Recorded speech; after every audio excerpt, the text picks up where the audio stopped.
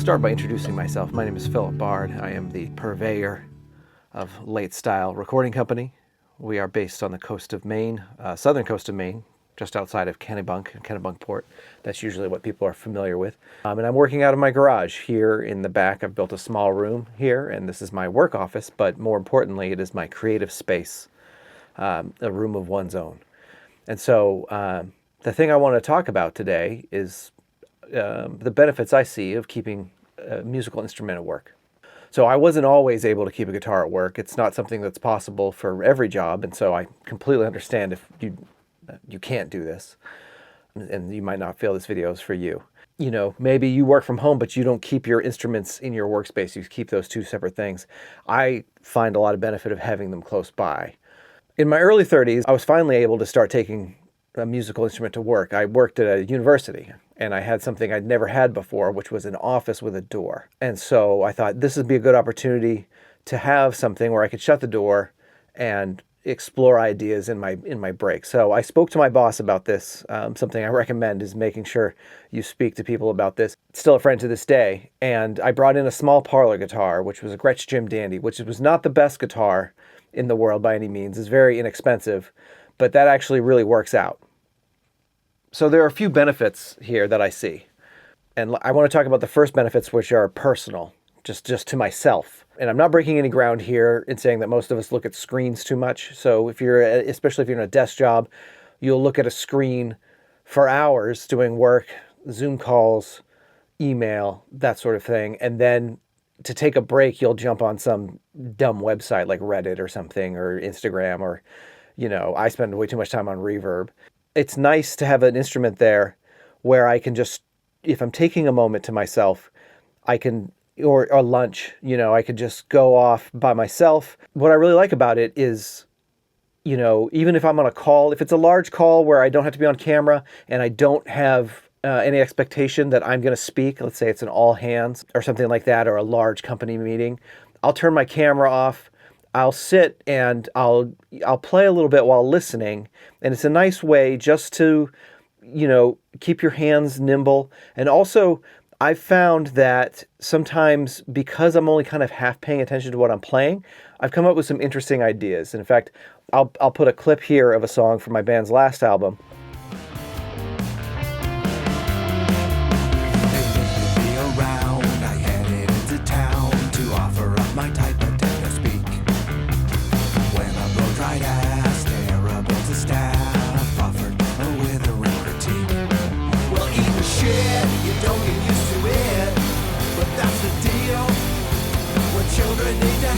I just started messing around with something.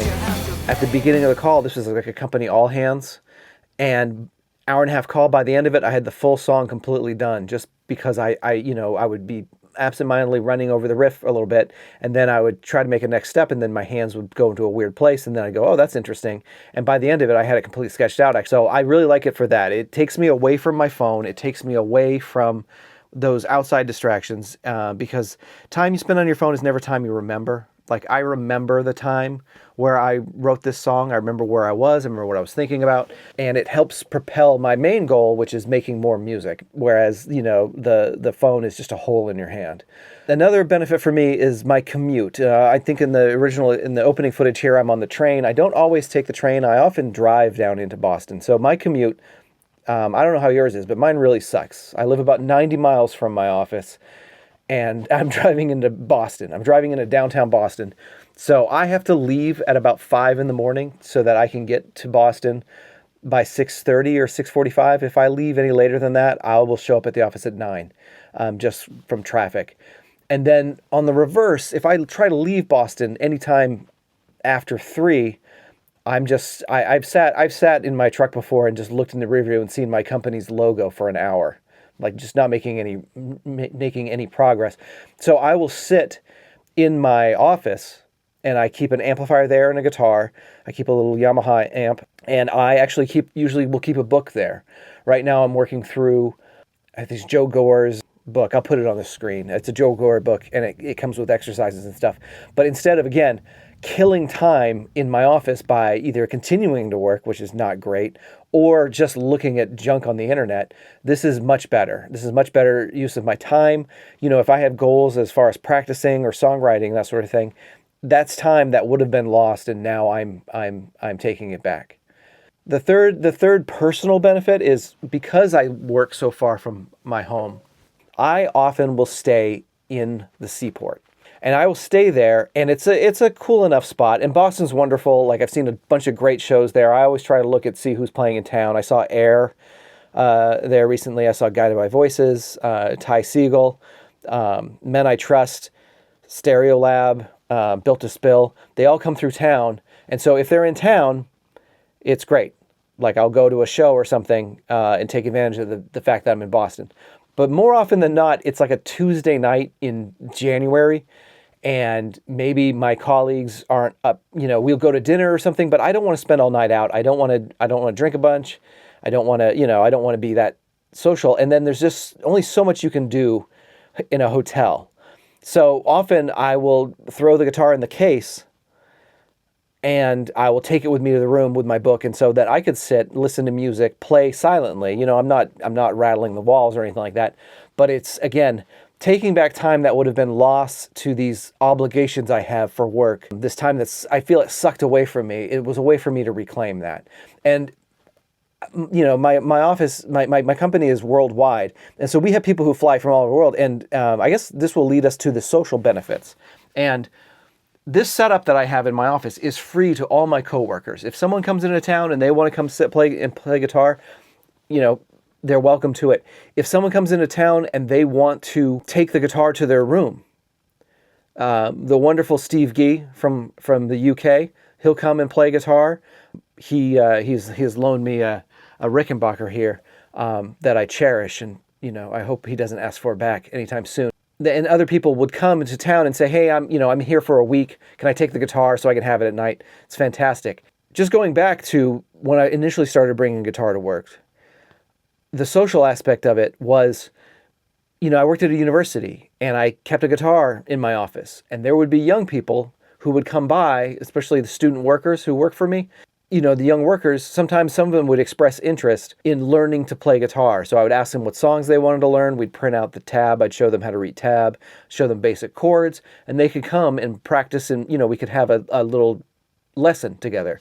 It's very informal, but it was once a week, and it was a way for me to get to know a lot of people who maybe, I was in my 30s and these are college students that maybe we wouldn't have had a lot in common. It's a really great way to meet people.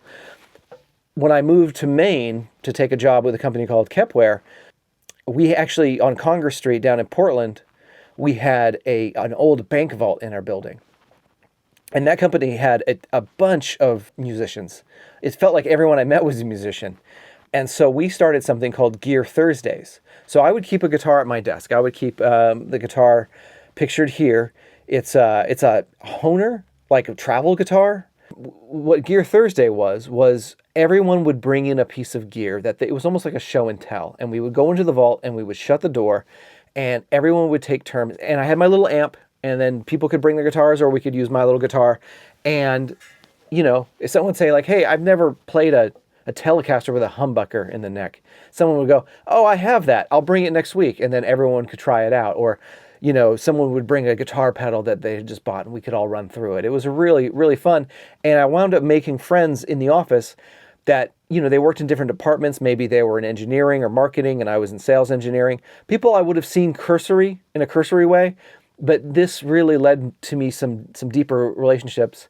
Pictured here is David, and we are still friends. I haven't worked at Kepware in a long time, but we still have a regular email cadence about our musical projects. And he has some really wonderful music projects. And I don't think I would have known him in that way if we didn't have the icebreaker of, oh, you have a guitar, I play guitar. And then in the Seaport, it's been a really wonderful thing because we are an open office and people just see it. And I'm in a glass room. So when you walk by where I'm at, you just see a guitar in the window. And it's led, especially with a lot of young folks, to just knock on the door and say, hey, I play guitar. Can I play a guitar? Can I ask you about it? Talking about music projects, talking about what they want to accomplish with music, bands they like. I'll wind up finding out a bunch of bands I haven't even heard of before. And a lot of it is triggered by the fact that I have this almost like totemic thing by my desk that says, hey, I play guitar and I'm interested in it enough to have this at work. Also establishes my brand as cool dad. It's been wonderful because even, again, I'm only there 1 or 2 days a week. It's open to anybody. So in a bunch of the pictures here, a lot of the folks will have started bringing their own guitars in on certain days, and they will have like jam days, and they'll just send me a message and say, hey, we're going to take the guitar and amp.